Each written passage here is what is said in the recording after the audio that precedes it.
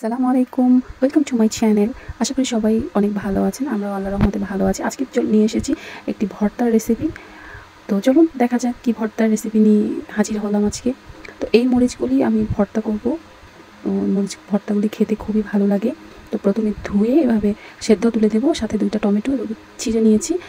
এই টমেটোগুলিও আমরা দিয়ে দেবো এর ভেতরে। সেদ্ধ হওয়ার পরে এগুলিকে জাস্ট টমেটোর পিলগুলি ছাড়িয়ে এইভাবে এই সবগুলিকে হ্যান্ড ব্লেন্ডারে ব্লেন্ড করে নিব। সাথে দিয়ে দিব কয়েক টুকরা রসুন কোয়া, দিয়ে আমরা পুরো ইটা ব্লেন্ড করে নিব। আর আমি একটু অবশিষ্ট টমেটোর পানি ছিল সেটাও আমি দিয়ে দিয়েছি। তারপর হ্যান্ড ব্লেন্ডার দিয়ে খুব সুন্দরভাবে স্মুথভাবে এটা ব্লেন্ড করে নিব একদম হ্যান্ড ব্লেন্ডার দিয়ে।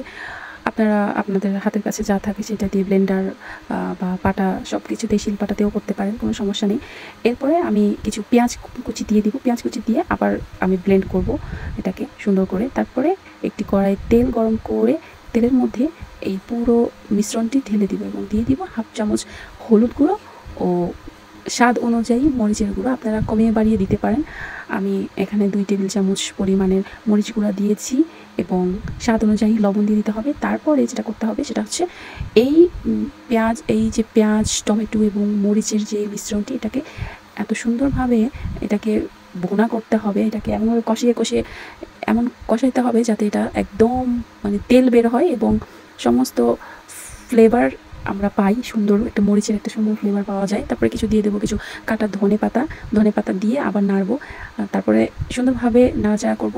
মশলাটা যাতে একদম ভালোভাবে কষানো হয় সেটা দেখতে হবে। একদম মাখা হবে, একদম কোনো পানি থাকবে না, সব পানি শুকিয়ে যাবে। আর এই যে এরকম আপনার কড়াইয়ের নিচে লেগে থাকবে না, একদম ছেড়ে দেবে। তারপরে এই যে ফাইনাল লুক, ভর্তা হয়ে গেছে।